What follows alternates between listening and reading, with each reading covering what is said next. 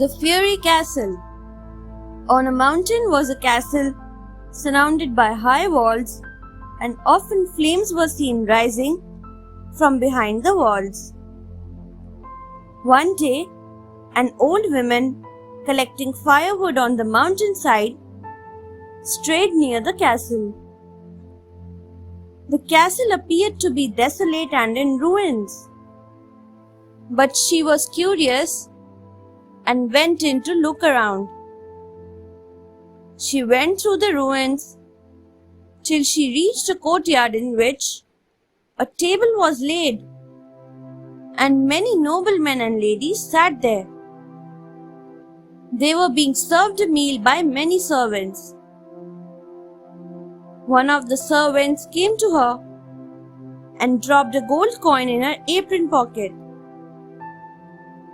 Immediately, the spirits at the table and the meal, everything vanished. The frightened old woman ran out and met a guard outside. He was carrying his head under his arm, and she was even more terrified. "Don't tell anyone about this castle," warned the headless ghost, "or evil will fall upon you." The women ran home.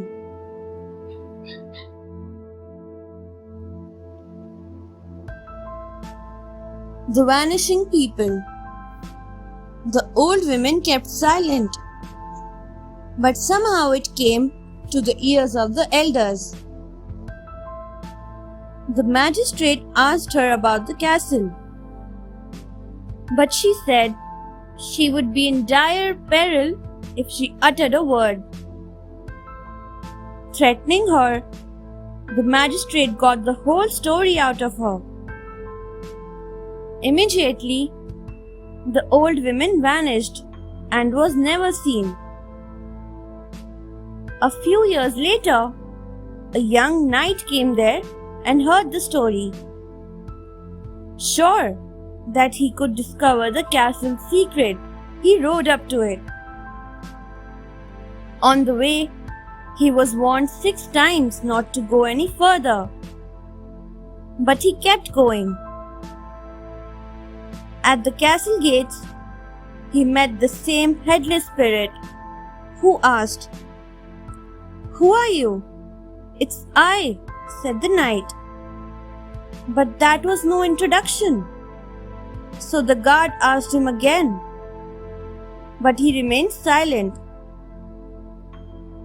Instead, he drew his sword, but a horseman came out, lifted him on his horse and vanished.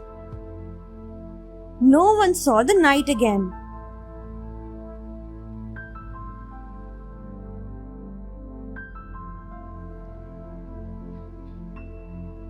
Crab becomes Dr. Allwise. Crab was a poor peasant who sold wood in the city. One day, he sold it to a doctor and was very impressed with his house and prosperity. "Can I too become a doctor?" he asked. The doctor said, "Certainly.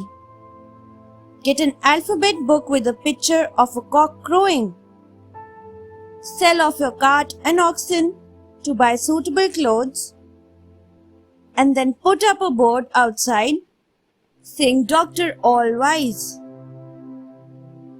Crab did as advised and soon came to be well known in the city. One day, a nobleman came to his door and asked him to come home with him. "My money has been stolen, and I want you to find it, please," said the nobleman. "Have dinner with me and find out where my money is." Crab agreed, but wished to take his wife, Gretel, along too. The nobleman invited her too. They reached his house in time for dinner. The discovery. When the first dish was served by the first servant, Crab murmured to his wife, "That's the first." But the servant, who was one of the thieves, thought he meant that he was the first thief. The same happened as the second and third servants served the dishes. Each of them had been involved in the theft, so they felt very guilty. When the fourth servant brought a covered dish, the nobleman asked, "Guess what's in it?" Dr. Allwise muttered, "Poor Crab." The fourth servant was terrified, for he realized the doctor knew everything. So the four servants quietly called him aside and confessed their theft. "Please do not tell our master," they begged. "Here's the money, and we'll give you a gift too." So, Crab acted as if he had been reading his book to find the hiding place of the money. The nobleman was happy to get his money back, and Dr. Allwise became famous. Thanks for watching.